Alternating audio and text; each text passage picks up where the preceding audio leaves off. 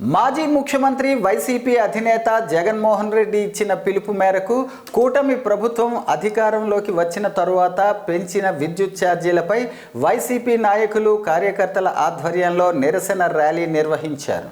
ఎన్నికల సమయంలో విద్యుత్ ఛార్జీలు పెంచబోమంటూ హామీ ఇచ్చి అధికారంలోకి వచ్చిన 6 నెలల్లోనే ప్రజలపై విద్యుత్ భారం మోపటం సరైన పద్ధతి కాదని, పెంచిన విద్యుత్ ఛార్జీల కారణంగా దాదాపు 15,000 కోట్ల రూపాయల భారం ప్రజల మీద పడనుందని పాలకొండ మాజీ ఎమ్మెల్యే విశ్వాసరాయ్ కళావతి అన్నారు.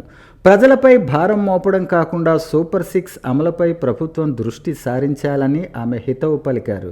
ప్రజలకు ఇచ్చిన హామీలు అమలు చేసేంత వరకు పార్టీ అధినేత జగన్మోహన్ రెడ్డి ఆధ్వర్యంలో ప్రజా పోరాటాలకు వైసీపీ అండగా ఉంటుందని, మేనిఫెస్టోలో పొందుపరిచిన హామీలను కూటమి ప్రభుత్వం అమలు చేసేదాకా ప్రజలు తమ నిరసనల ద్వారా ప్రభుత్వాన్ని ప్రశ్నించాలని ఆమె ప్రజలను కోరారు.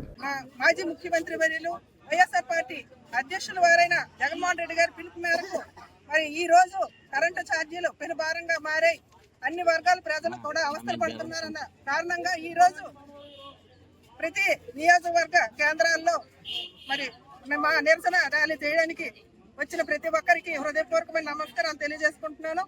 ఈ రోజు కూటమి ఇచ్చిన హామీల్లో ఒక్కటి కూడా నెరవేర్చలేదు.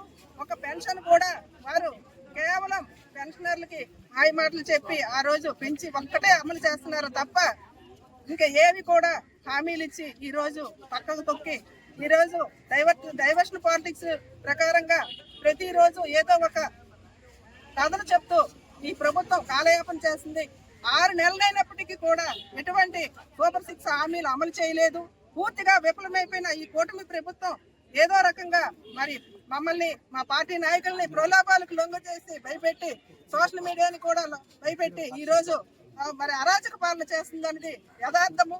ఇటువంటి పాలనలో ప్రజలు ఈ రోజు ఆర్థిక భారం మోయలేరు. మరి ఆర్థిక భారాన్ని మరి ప్రజల మీదకి నెట్టి ఈ రోజు 15,000 కోట్ల భారాన్ని కరెంటు ఛార్జీల మీదే మోస్తున్నారంటే మరి అన్ని రానున్న రోజుల్లో అన్ని రకాలుగా ధరల విషయంలో కానీ, మరి రైతులకు మోసం చేసే విషయంలో కానీ, మరి విద్యార్థులకు ఫీజు రియంబర్స్మెంట్ అమలులో విఫలమైన విషయం కానీ, ఈ రోజు నిరుద్యోగ సమస్యని కానీ, యువతని కానీ మరి 50 ఏళ్ళకే పెన్షన్ ఇస్తామనేసి అన్ని వర్గాల వారికి ఇస్తాము, ఎస్సీ బీసీని కూడా ఇస్తామని చెప్పి అన్ని కూడా మరి ఎలక్షన్ ముందు ఇచ్చినప్పుడు